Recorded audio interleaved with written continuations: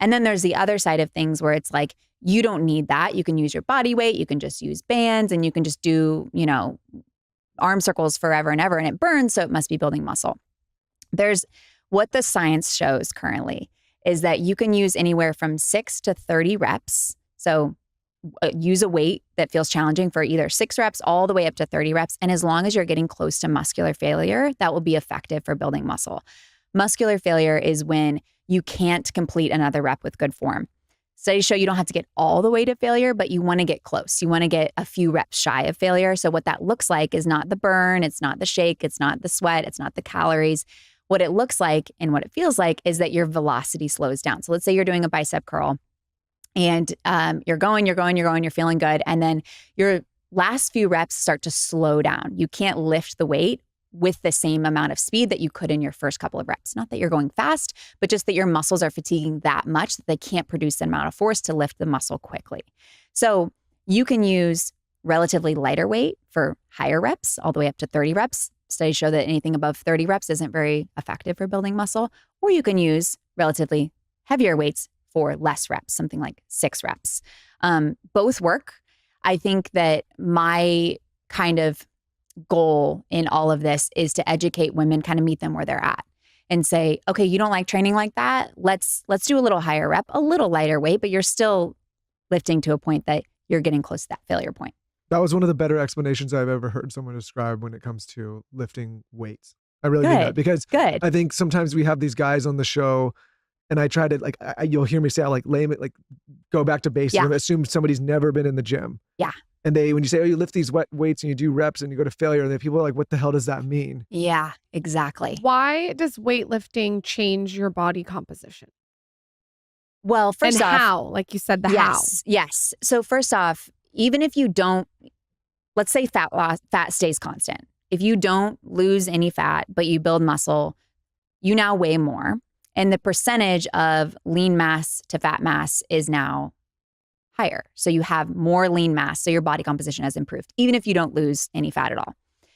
However, I did a whole podcast about this, but muscle kind of indirectly affects leanness because of glucose storage and glucose usage. So what happens is when you train your muscles close to failure, and those last couple reps are really a challenge, your heart rate increases, you're breathing heavier, your velocity slows down, your pace slows down, your body taps into these little storage sites in your muscles that stores glucose. And so your body pulls out the glucose from your muscle to use to power that movement. And what this does is that it empties those glucose sites in your muscles. So the next time you eat sugar or carbs or really anything, the sugar from your food can now be stored in your muscles rather than being stored as fat. So that's one thing is strength. That's what strength training can do. And then the second thing is adding more muscle to your body. You now have more available storage sites for glucose.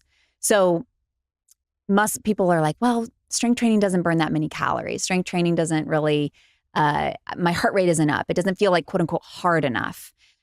It's less about the burning calories during the session and more about how you are changing kind of the internal machinery of your body that affects leanness ultimately.